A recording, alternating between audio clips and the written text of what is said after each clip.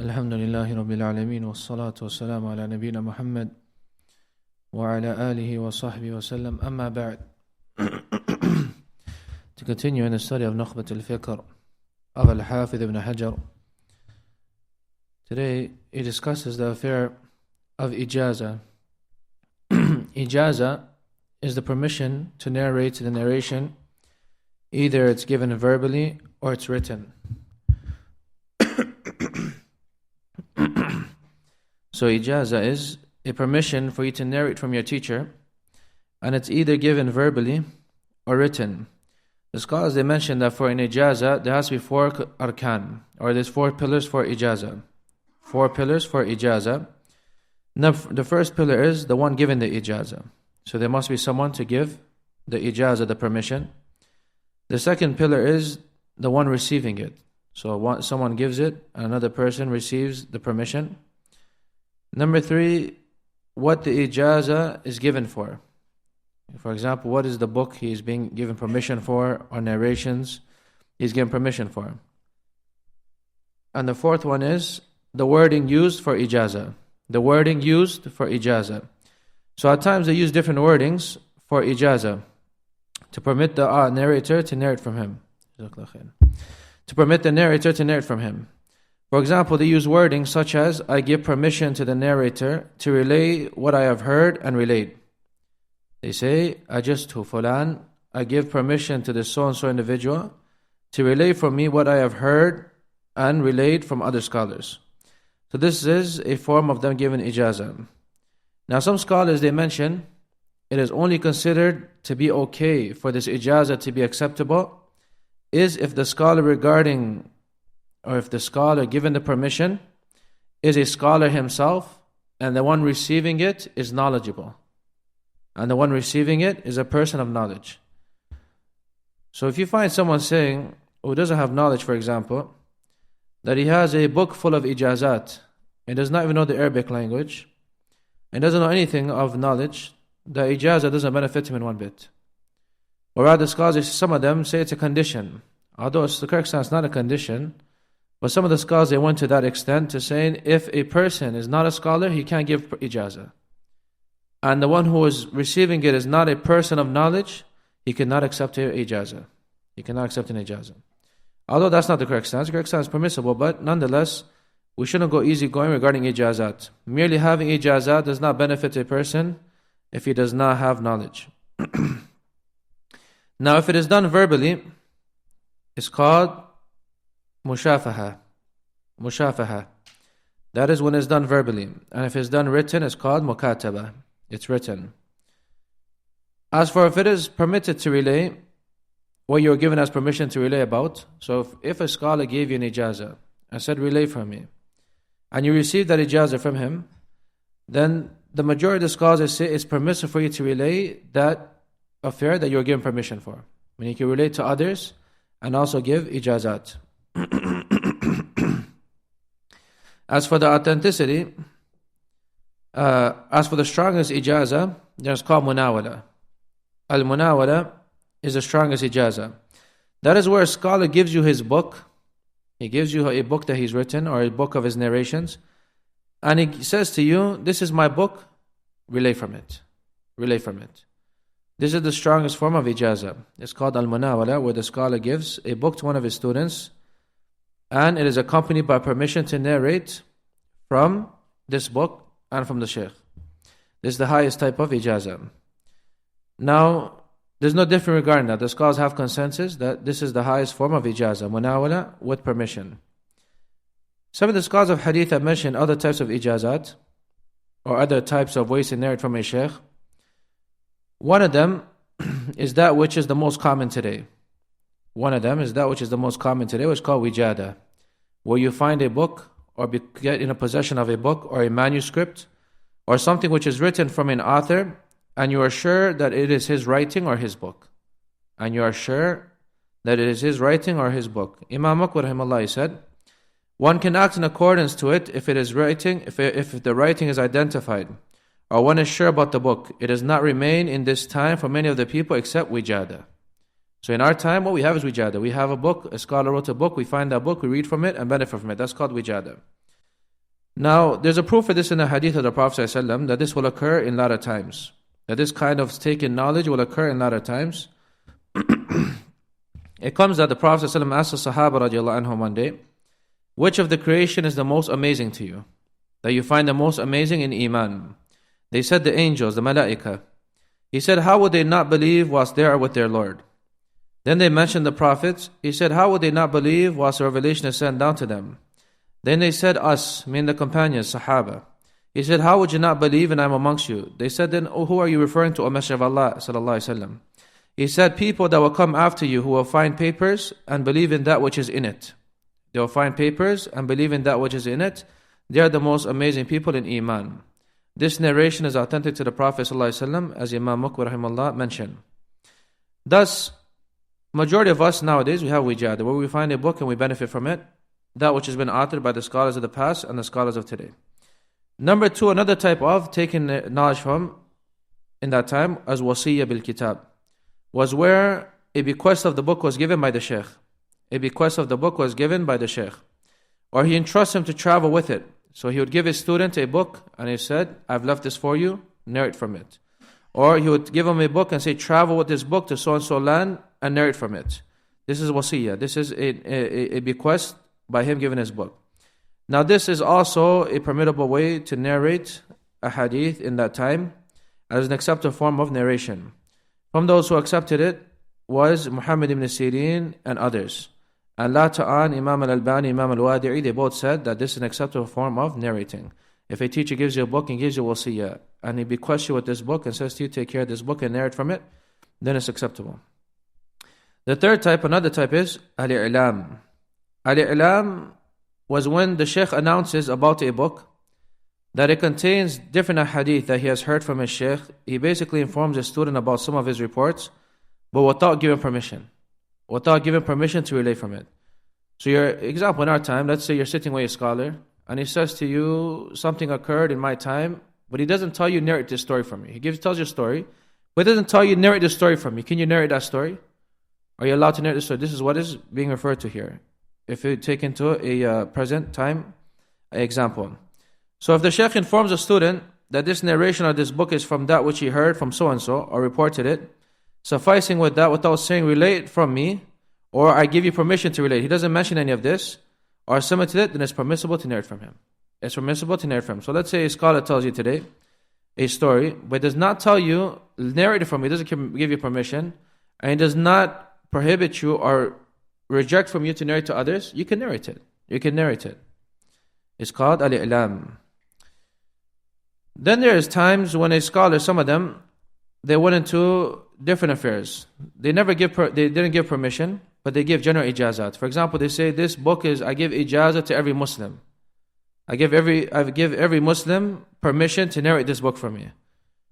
Or he says, I give a specific person who is unknown to narrate from me. Or he says, I give permission to the one who will be born to so-and-so, the child of so-and-so when he is born, I give permission for him to narrate from me. These three types are not permissible or not acceptable to be narrated from. These three types of ijazat are not acceptable. Now, many of us may wonder, why are we even discussing this? What's the benefit of this in our time? Imam Nukhbatul was asked the same question when he was teaching Ikhtisar Ulum al-Hadith. He was asked, what is the benefit of us even learning this? Because many of us don't go to a scholar of hadith now and narrate hadith from him directly, or he doesn't tell us about his narration of hadith.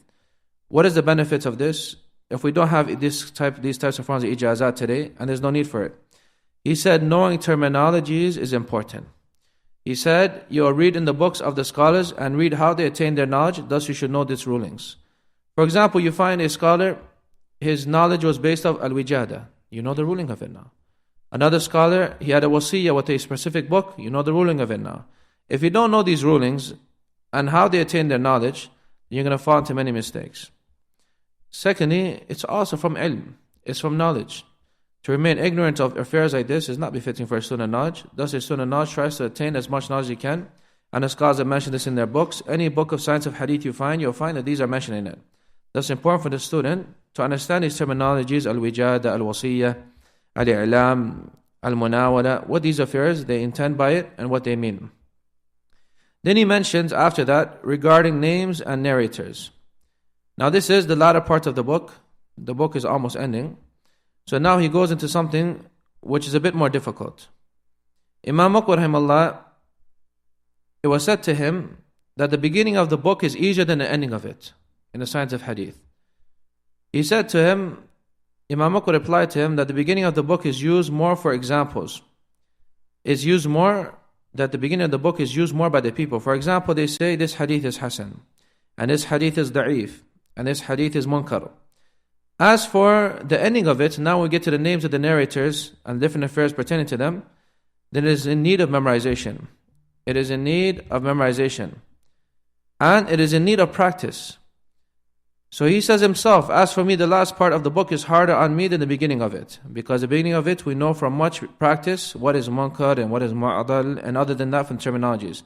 As for the latter part of it, when it comes to narrators and their names, then you're in need of memorization.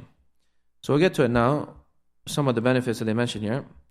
So example, you may have at times a narrator, the narrators, their name of their father and their name matches. So their name and the names of their father matches.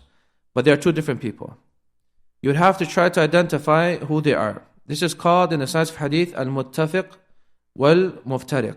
Al-muttafiq wal-muftariq, meaning they have the same name, but they have different identities. They have same name, but they have different identities. For example, they say Al-Khalil ibn Ahmed, there's 5 of them with this name. Al-Khalil ibn Ahmed, there's 5 of them with this name.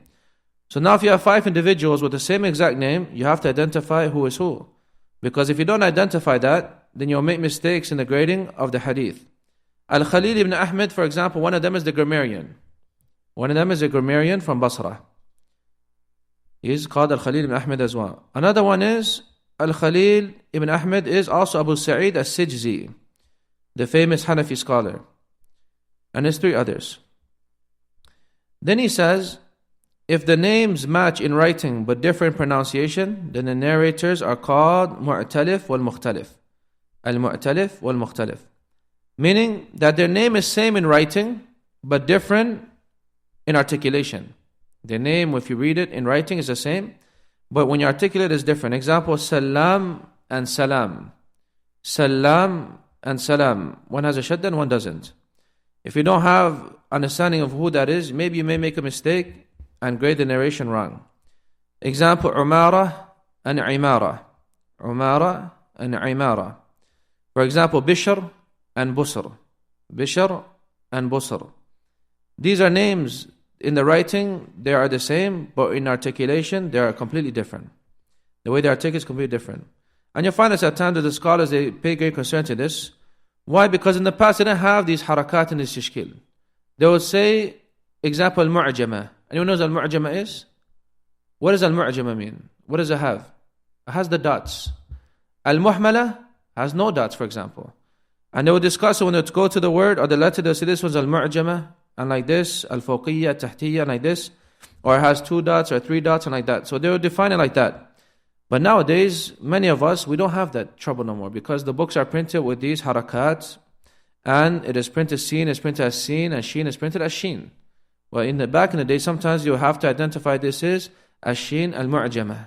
This is sheen, it has dots, and like that. And as seen is al-muhmala, it doesn't have any dots on it.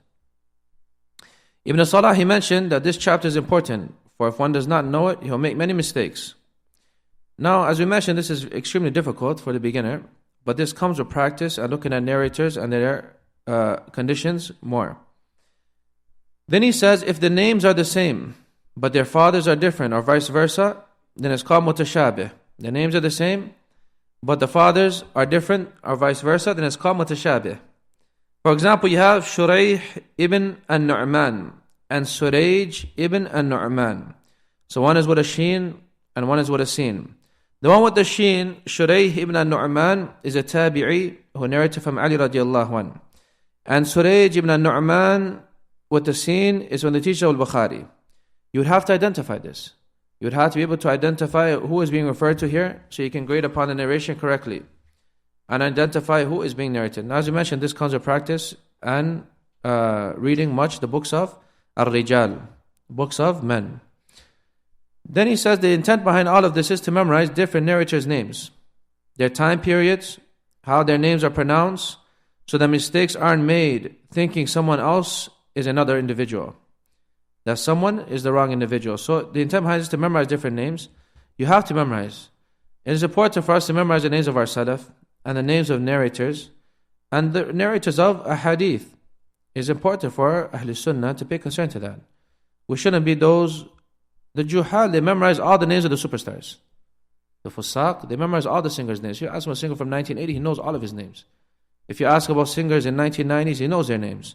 You ask about this rapper and that rapper, he knows his name, what time he was, who he was having problems with, and who was he this with. He knows everything about the individual. But as we ask you about an individual from the Salaf, you say Allah knows best. But you ask about someone else, he knows everything. Some people, they know all of the rulers' names. Every single ruler that exists in his country's history, he knows all of his names. He knows the time period he was in, what occurred in the time. If you're able to memorize that, then why belittle yourself when it comes to memorization of narrators' names and the ahwal? If you're able to memorize the names of superstars and singers and leaders and other than that, then you have enough memory and enough intelligence to also memorize names of the Sahaba and the Tabi'een and narrators of Hadith. If you have enough intellect for kids, especially some of the parents, they say, my kid can't do it, my child can't do it. You ask the kid, give me 20 basketball players, for example. Right away, in seconds, you'll name to you the first name and the last name. If he can memorize the first name and the last name of a basketball player, he can memorize the first name and the last name of a narrative Hadith. And if he can memorize the stats of that basketball player, he can memorize the stats or the situation, the condition of that Sahabi or that Tabi'i. So don't belittle yourself. Don't let the shaitan fool you. That this is not possible, and this was only possible back in the day and in the past. It's possible today as well, but you have to put effort and time and get off your phone and TikTok and those other affairs that you're wasting your time with. He says the ending of this book. He says the ending, from what is important to know is the various times of the narrators. So the narrators, they have tabaqat. They have different time periods that they're in. Example, you have Sahaba, you have Tabi'een, you have Tabi'een, and then those who come after them. Imam Al-Hafidh ibn Hajr, for example, when it comes to the narrators of the 6 books of Hadith, he says there are 12 tabaqat. There are 12 tabaqat. A tabaqa or tabaqat means a group of people who are in the same age and they were taken from the same scholars. They were in the same age and they were taken from the same. For example, the Sahaba, what tabaqa they're in? The time when they take from the Prophet ﷺ. So they're one group. The Tabi'een were those who took from the Sahaba. Atba'u Tabi'een, they took from the Tabi'een. But it could occur at times that a person is from 2 different tabaqat. For example, if he has a long life, he could be from 2 different groups. Nonetheless, Al-Hafidh ibn Hajr mentions that the scholars of the narrators of 6 books of Hadith, that they fall into 12 different tabaqat, where it comes to their age group and also who they took from. Then he says it's important for a person to identify or learn when these narrators were born, when they passed away, which lands they lived in, and what their conditions were of praise or disparagement and being criticized, or whether they were known or unknown. So this, next week inshallah, he discusses the affair of Jarh wa Ta'dil, the affair of praising and disparagement of narrators, and that'll be the end of the book. So next week inshallah, we'll finish the book and complete it. We'll stop with this much today. If there's any quick question, we'll take now. If not, we'll continue next week inshallah.